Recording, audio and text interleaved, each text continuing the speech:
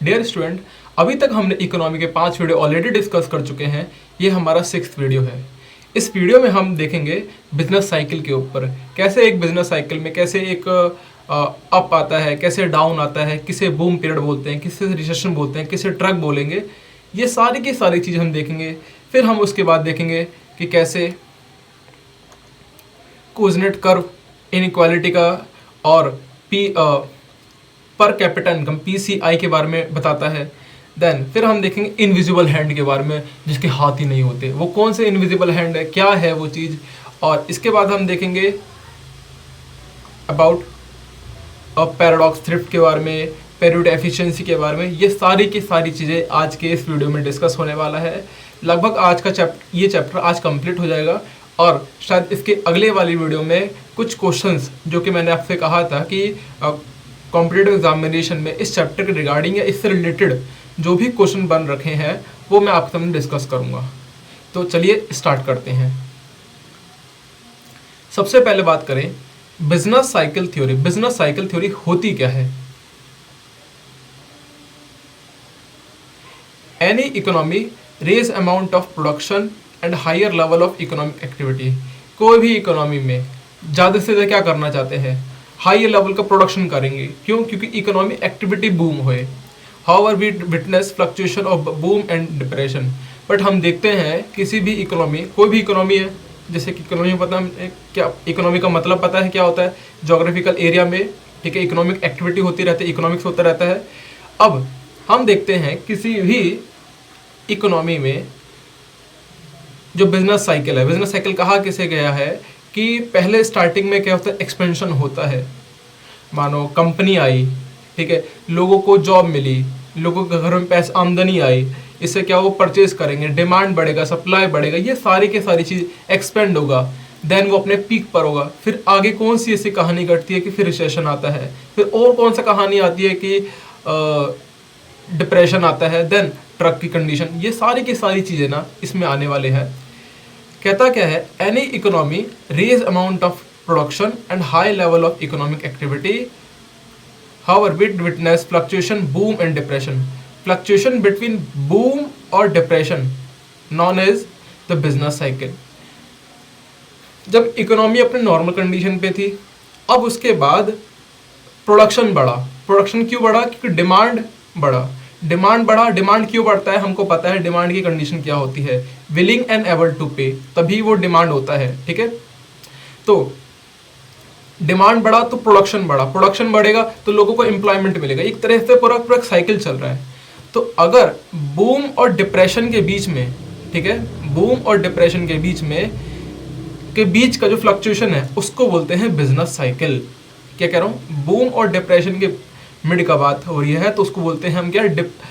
Business cycle. उसे हम trade cycle से के नाम से भी जानेंगे और इकोनॉमी साइकिल के नाम से भी जानेंगे। क्यों? क्योंकि हर एक इकोनॉमी चाहती है ज़्यादा से ज़्यादा क्या हो? इकोनॉमिक एक्टिविटी हो, ज़्यादा से ज़्यादा प्रोडक्शन हो, और ज़्यादा से प्रोडक्शन होगा तो इकोनॉमिक एक्टिविटी होगी। That's it. Then come to the phase of economic cycle. क्या कौन कौन से फेस हैं इकोनॉमिक साइकिल के? तो पहला फेज देखो, पहला फेज आता है एक्सपेंशन का, जब एक्सपेंड करती है इकोनॉमी। पहला फेज कौन सा है? एक्सपेंशन का फेज आया, जब इकोनॉमी कोई एक्सपेंड करती है। इसको प्रोस्पेरिटी का फेज है। यहाँ पर प्रोडक्शन हाई होगा, काफ़ी प्रोडक्शन होगा, लोगों को जॉब मिलेगी। क्या बोलते हैं? Increase in demand. डिमांड बढ़ेगी, लोग डिमांड करेंगे, डिमांड बढ़ेगी तो जाहिर सी बात है प्रोडक्शन लोग बढ़ाएं, प्रोडक्शन और प्रोड्यूस करेंगे। इन्वेस्टमेंट, जो भी इन्वेस्टमेंट है, लोग ज़्यादा से ज़्यादा चाहेंगे इन्वेस्ट करें उसके अंदर।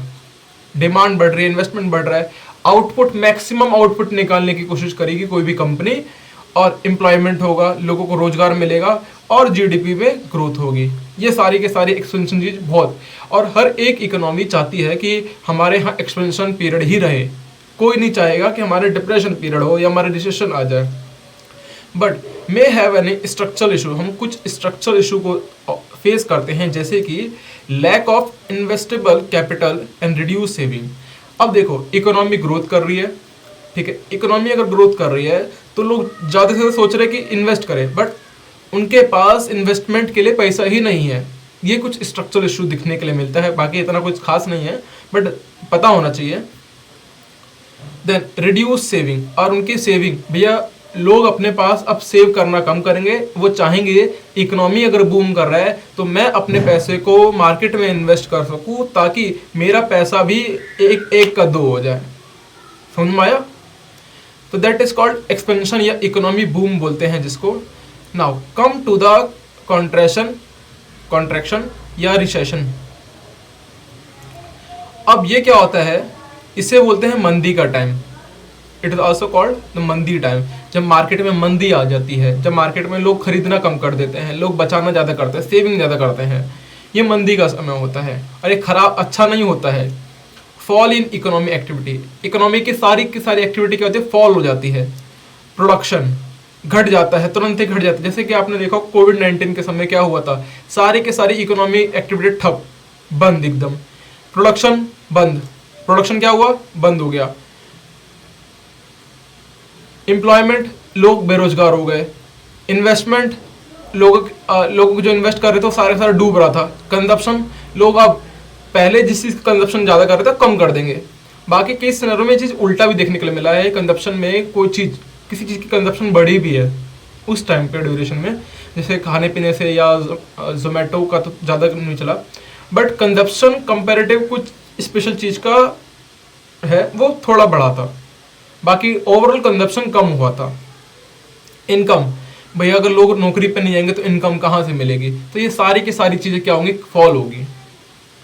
Negative growth rate for 2 consecutive quarter, लगभग 6 महीने तक अगर हमको देखने के लिए मिला कि कंटिन्यूस फॉल हो रहा है इकोनॉमी में, तो उससे बोलेंगे रिसेशन। ठीक है, ये कोविड-19 इज द बेस्ट एग्जाम्पल। क्या कर रहा हूँ, कोविड-19 is the best example. Then इसके बाद आता है डिप्रेशन। सेकेंड हमने पढ़ा क्या, कॉन्ट्रैक्शन, जिसे हम रिसेशन बोलते हैं। Now third one is what, the depression. Sustain and long lasting recession, अगर वो जो रिसेशन है वो 1 साल 2 साल 3 साल से ज़्यादा अगर टिक जाता है, मतलब टिक क्या मतलब वाहियाती कंडीशन हो गई, अगर बहुत लंबे समय तक रह जाता है तो उस चीज़ को बोलते हैं डिप्रेशन। डिप्रेस्ड हो गया ना बंदा, तो डिप्रेशन, बहुत लंबे समय तक वो चल रहा है। अप डाउन लाइफ में सबके आता है, बट कोई डिप्रेस हो जाए तो बहुत वो चीज़ खतरनाक है, कई साल लेके डूब जाता है उस। क्या बोलता है, sustain and long lasting recession, severe fall in all the above thing, जितनी की जितनी आपको चीज़ दिखाई दे रही है उन सब में क्या होगा, सीवियर फॉल, घटाक देने डिक्लाइन होगा। एग्जाम्पल के लिए जैसे यूएस में 1929 में एक द ग्रेट डिप्रेशन आया था। क्या आया था, ग्रेट डिप्रेशन। और इसी के बाद 1936 में एक इकोनॉमिस्ट जो कि मैक्रो इकोनॉमी का कॉन्सेप्ट देता है, उसका आप नाम बताओ, मैक्रो इकोनॉमी का कॉन्सेप्ट किसने दिया था। तो 1929 में क्या हुआ था कि यूएस में ग्रेट डिप्रेशन आया, और आप आगे चल के इसके बारे में और अच्छे से पढ़ोगे, एनसीईआरटी में भी है। कहता क्या है 1929 में ग्रेट डिप्रेशन में, कि ऑल ओवर यूएस में ही आया, बट उससे पूरे के पूरे ऑल ओवर वर्ल्ड में जो ग्लोबल इकोनॉमी वो पूरा का पूरा इम्पैक्ट होता है। यू मस्ट बी नो कि यार सिर्फ अमेरिका में आया, और अमेरिका में आने की वजह से पूरे के पूरे वर्ल्ड को सफर करना पड़ता है। आप देखोगे जैसे अभी वर्ल्ड वॉर चल रहा है, सॉरी अभी ईरान और यूएस का वॉर चल रहा है, तो इस कंडीशन में भी आप ऑब्जर्व करोगे यूएस, क्योंकि यूएस अगर मिलिट्री पे खर्च कर रहा है तो यूएस का जो डॉलर है वो ऑल ओवर इंटरनेशनल करेंसी है, और सिर्फ यूएस उसका परिणाम नहीं भोगेगा, पूरी की पूरी दुनिया उसका परिणाम भोगती है।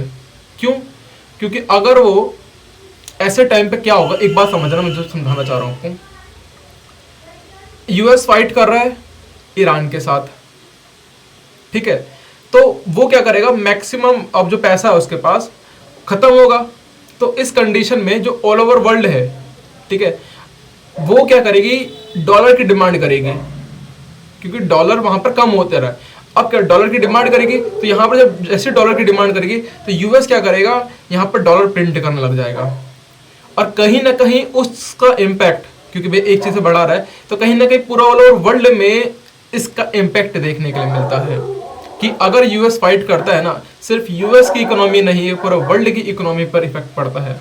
तो हम ये चाहते हैं, या कोई भी कंट्री चाहती है कि भाई वॉर जैसी कंडीशन तो हो ही ना, क्योंकि एक कंट्री आज के ओपन इकोनॉमी है और एक कंट्री अगर वॉर पे जाती है तो कहीं ना कहीं हमारा इंडिया की इकोनॉमी भी उससे इम्पैक्ट करती है। तो 1929 में ग्रेट डिप्रेशन आया और जिसके कारण पूरा ऑल ओवर वर्ल्ड में क्या हुआ कि सीवियर कंडीशन फेस करने के लिए मिला। देन फिर लास्ट इसका जो पॉइंट होता है वो होता है ट्रग। फिर अब आता है रिकवरी का समय। रिकवरी क्या होता है? फ्रॉम रिसेशन और डिप्रेशन। देखो, रिसेशन और डिप्रेशन से जो रिकवरी हो टू प्रोस्पेरिटी की तरफ, इसको बोलते हैं रिकवरी। आपने कोविड-19 अगर आप थोड़ा शेयर मार्केट का देखते होंगे तो देखोगे कि 2019-20 में जो निफ्टी है वो खट्टा दिन ऐसे गिरा था, बट जैसे ही लॉकडाउन खुला तो मार्केट फिर क्या हुआ, रिकवरी हुआ और इतने पीक पे गया जिसकी हद नहीं।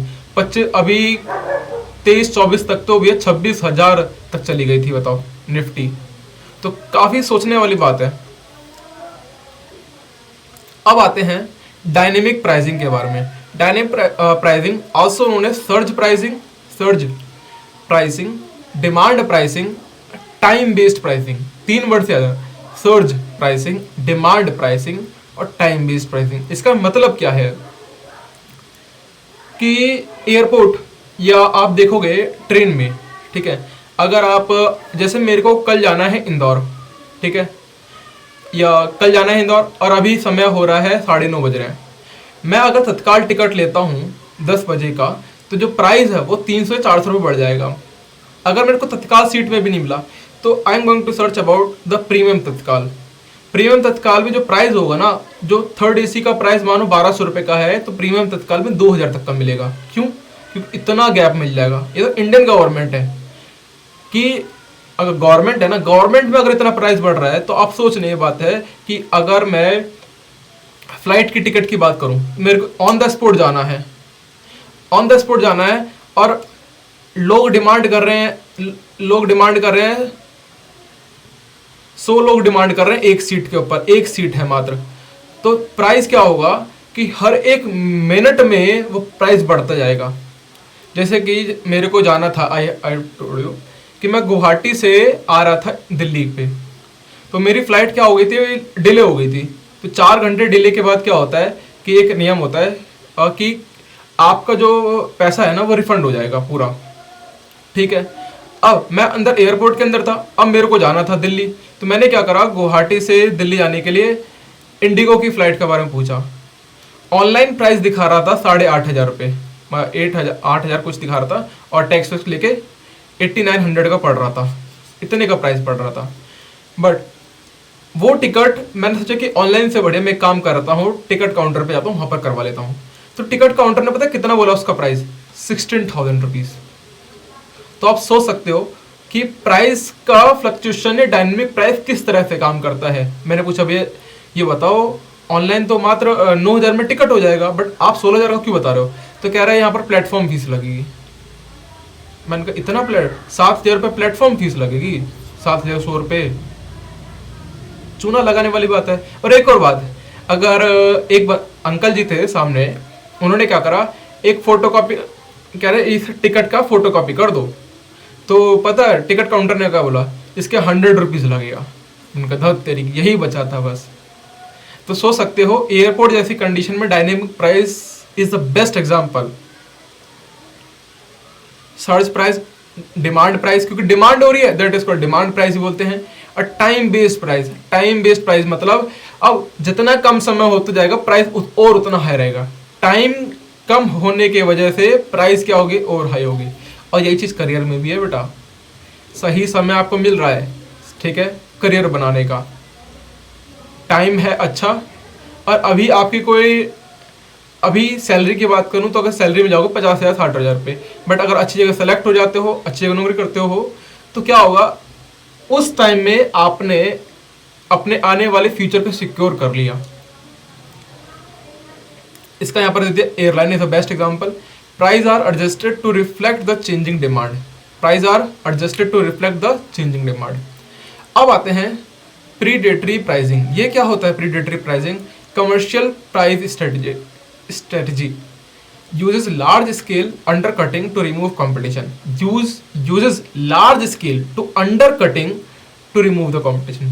एक काम करो ना, जियो जैसे आया था, आपने देखा कि जियो ने जिस वक्त अनाउंसमेंट करा था ना कि हम सिम लाए और ये फ्री ऑफ कॉस्ट है, ठीक है, और 3 महीने का रिचार्ज फ्री मिलेगा, देन 6 महीने तक का कर दिया, ऐसे उसने बनाया, अच्छे से बनाया लोगों को। उसी वक्त एक घंटे के भीतर मतलब उसी, अगर मैं ड्यूरेशन की बात करूँ कि 6 घंटे का जैसे टाइम पीरियड होता है मार्केट खुलने का, वो 6 घंटे में ना एयरटेल का 5,000 करोड़ का नुकसान हुआ था।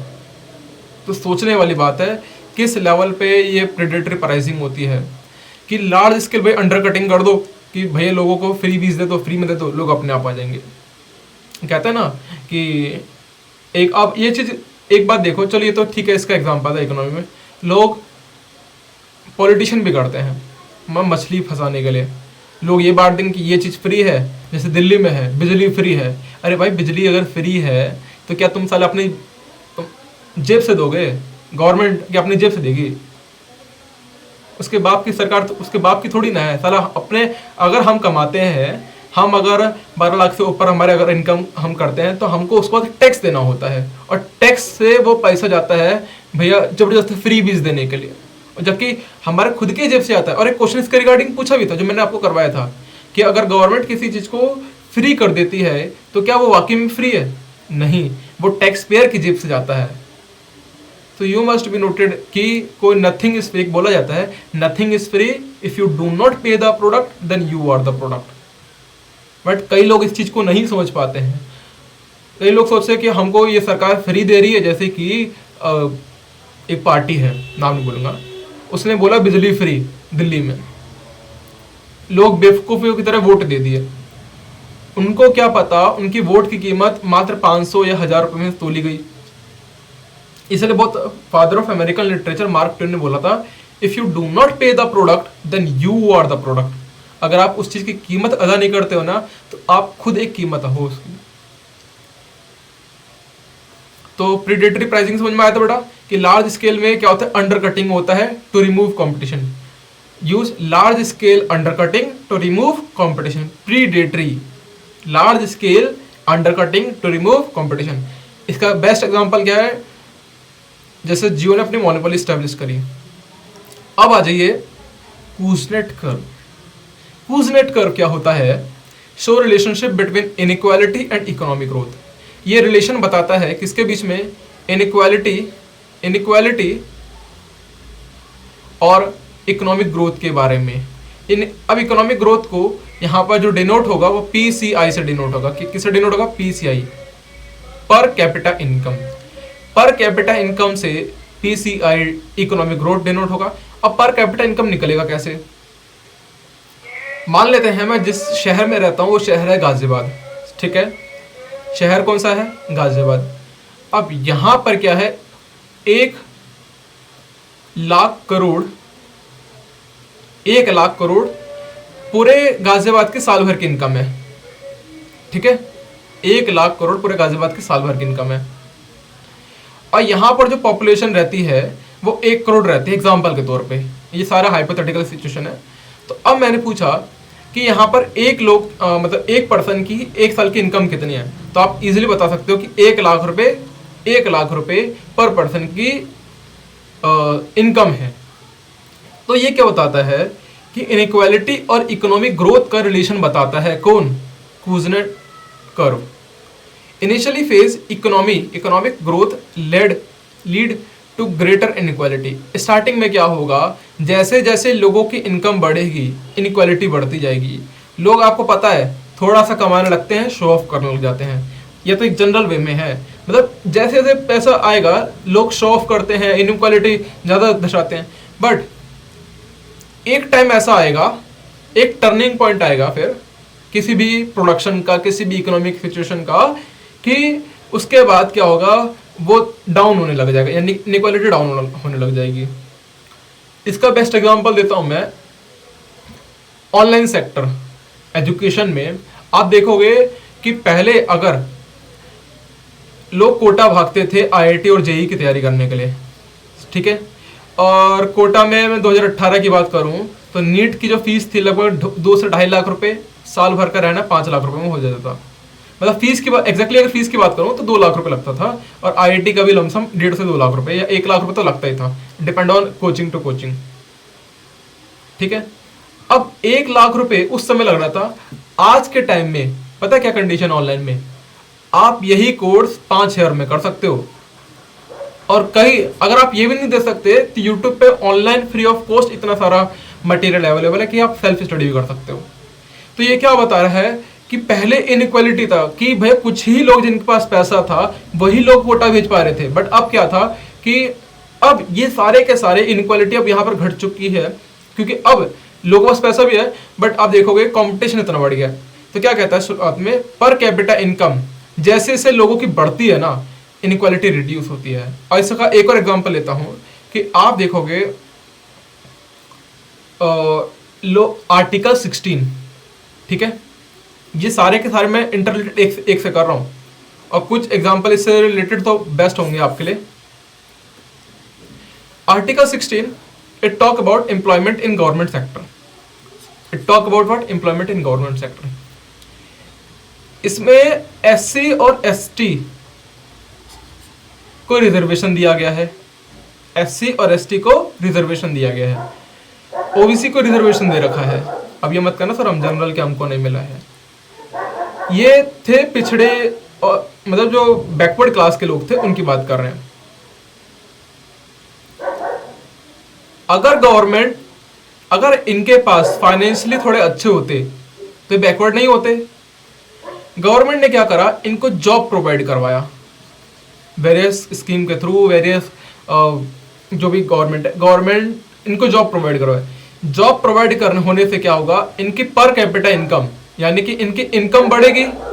अगर इनकी इनकम बढ़ेगी तो समाज में जो अब इनके साथ इनइक्वालिटी होता था, जात पात का जो भेदभाव होता था वो कम हो जाएगा।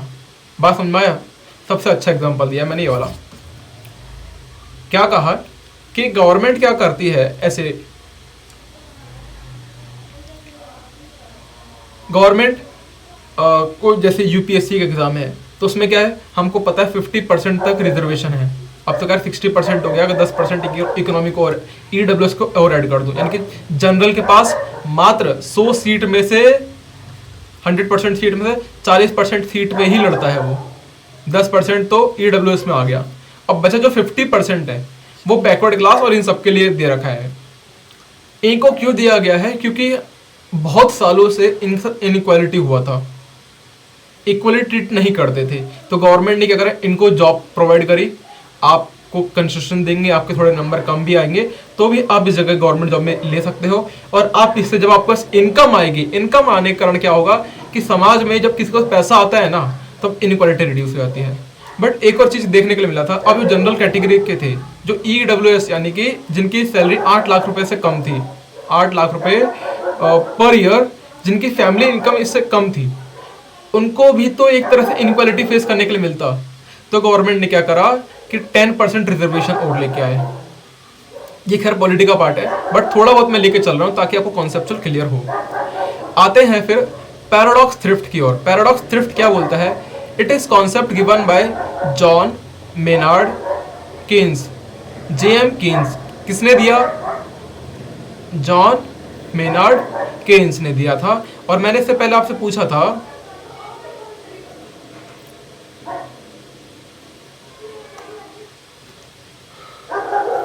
मैक्रो इकोनॉमी के फादर कौन है, किसने मैक्रो इकोनॉमी के बारे में बताया था तो पहले, तो जॉन मेनार्ड केन्स ने बताया। State personal saving income can be detrimental to economic growth. During economic recession people try to save more lead to fall in aggregate demand, hence in economic growth. आगे क्या बोला इसने आपसे कि जैसे जैसे इकोनॉमी में रिसेशन आता है ना तो लोग क्या करते हैं कि सेविंग और ज़्यादा करने लग जाते हैं। जैसे जैसे रिसेशन बढ़ रहा है तो लोग सेविंग करेंगे। अब सेविंग करने से मार्केट में जो कैपिटल है, जो मनी फ्लो तो कम हो जाएगा।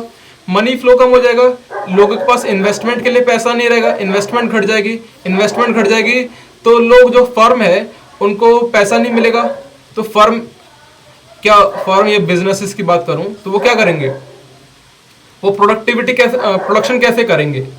अब प्रोडक्शन कैसे करेंगे तो प्रोडक्शन घट जाएगा, इससे क्या होगा, एम्प्लॉयमेंट घट जाएगा, और एम्प्लॉयमेंट घटेगा तो लोगों की इनकम नहीं मिलेगी। ये और वाहियात कंडीशन है किसी भी इकोनॉमी के लिए।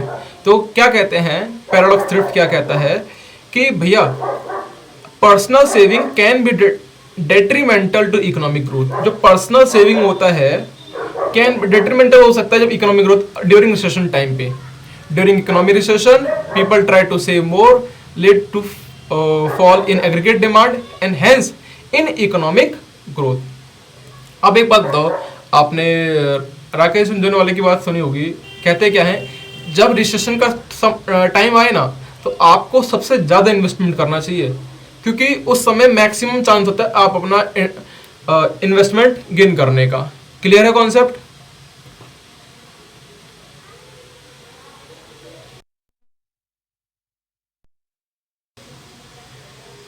तो कहानी यहाँ आती है, पैराडॉक्स थ्रिफ्ट समझ में आया?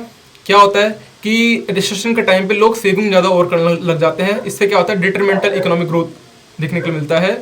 Demand enhance economic growth. During economic recession people try to save more, led to fall in aggregate demand, hence in economic growth.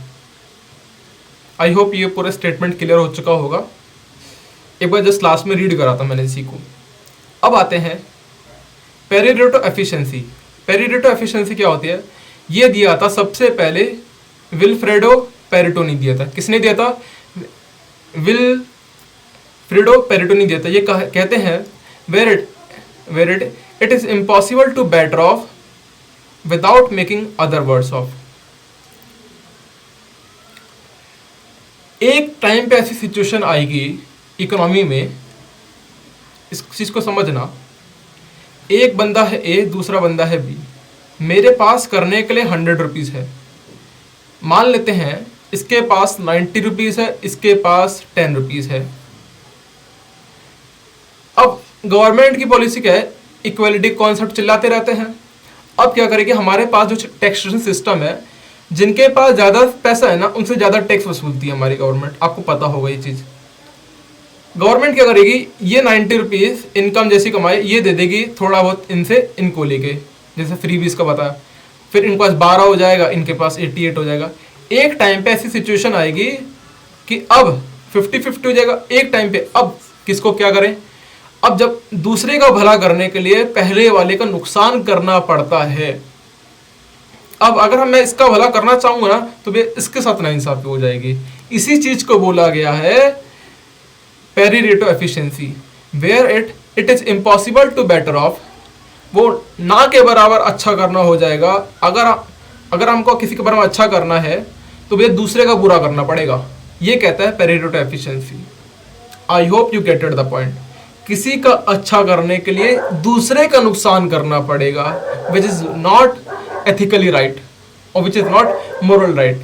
ठीक है, आप दूसरे का अच्छा तो कर रहे हो बट किसी के साथ तो नुकसान कर रहे हो ना। जैसे कि अगर हम नॉनवेज खा रहे हैं, ठीक है, तो भैया हम अपना पेट भरने के लिए किसी जानवर को मार रहे हैं ना, तो हम तो गलत कर रहे हैं ना। वही कॉन्सेप्ट समझ लो आप। अब लास्ट टॉपिक था इनविजिबल हैंड। इनविजिबल हैंड, जो हाथ दिखाई नहीं देता हो। हाथ कितने? 2। और मार्केट में किससे चलती है? डी एंड एस से चलता है। डी और एस क्या है? Demand and supply. डिमांड और सप्लाई को ही इनविजिबल हैंड बोला जाता है। सबसे पहली बार किसने बताया? एडम स्मिथ ने बताया। किसने बताया भाई? एडम स्मिथ ने सबसे पहले बताया इनविजिबल हैंड के बारे में। The wealth of the nation 1776 इन्होंने एक बुक लिखी थी। और प्रोपोनेंट ऑफ लीज फेरेंस, ये एक फ्रेंच वर्ड है, लीव अलोन इकोनॉमी। क्या कहते हैं सुनो, अगर आप इकोनॉमी को अकेला छोड़ दो, पहले एक बार रीड कर लेते पूरा। Unseen market forces move the supply demand and free market economy. अगर मार्केट को फ्रीली छोड़ दो तो आप देखोगे डिमांड और सप्लाई एक टाइम पे खुद मैनेज कर लेगा। मार्केट में कुछ इनविजिबल हैंड होते हैं, क्योंकि देखो डिमांड और सप्लाई क्यों होता है, क्योंकि मुझे आईफोन चाहिए, मैं आईफोन खरीदूंगा 1.5 लाख तक का, होगा 2 लाख रुपए का शॉप में। अगर कंपनी सप्लाई कर रही है आईफोन, बट वो क्या करे कि भैया अब आईफोन दिख रहा कि सबके पास आने लगा, अब कंपनी प्राइस भी बढ़ा रही है, क्या अब 2 लाख रुपए का आईफोन खरीदोगे? नहीं। तो यानी कि मार्केट में ऐसा कुछ अगर आप इकोनॉमी को छोड़ दोगे, गवर्नमेंट का इंटरवेंशन नहीं होगा, तो मार्केट खुद पे खुद डिसाइड कर लेगी क्या चीज कितना लेना है, कितना प्रोड्यूस करना है, कितना सप्लाई का, ये सारा का सारा मैनेजमेंट खुद कर लेंगे। इसी को बोलते हैं इनविजिबल हैंड। कल को वो आईफोन की कीमत 2 लाख रुपए ना करके 10 लाख रुपए कर दे, क्या जो डिमांड करने वाले हैं तो क्या अभी मैं लूंगा? नहीं, ऑब्वियसली नॉट। तो क्या बोला है, unseen market forces move the supply and demand and free market economy, और फ्री मार्केट इकोनॉमी में देखने के लिए मिलता है। अब आते हैं 4 कैनन्स ऑफ टैक्सेशन। टैक्सेशन के 4 चीज क्या? पहला, इक्वालिटी को देखना चाहिए भैया। जैसे इक्वालिटी का हमारा कॉन्सेप्ट अच्छा है कि जैसे कि कोई गरीब आदमी है तो हम उससे टैक्स नहीं लेते, ये चीज अच्छा है। बट हम इतने वाहियात हैं कि इतना ज्यादा अमीरों से टैक्स ले लेंगे ताकि वो देश छोड़ के भाग जाए। इतना भी तो नहीं करना चाहिए गवर्नमेंट को। आपको पता है 5 करोड़ के बाद ना कितने % टैक्स देना पड़ता है? अपनी सैलरी में से जो भी प्रॉफिट आता है 45% तक गवर्नमेंट को पेड करना पड़ता है। For what service? अच्छी रोड मिलती है, गड्ढे वाले रोड मिलते हैं, वीवीआईपी कल्चर देखने के लिए। वो कहता है कि भैया जब मेरे बच्चे बीमार पड़ते हैं तो मैं हॉस्पिटल गवर्नमेंट या प्राइवेट करवाता हूँ, बेस्ट हॉस्पिटल में। स्कूल के नाम पे आपके गवर्नमेंट स्कूल इतने अच्छे हैं कि टीचर को खुद नहीं आता क्या पढ़ाना है।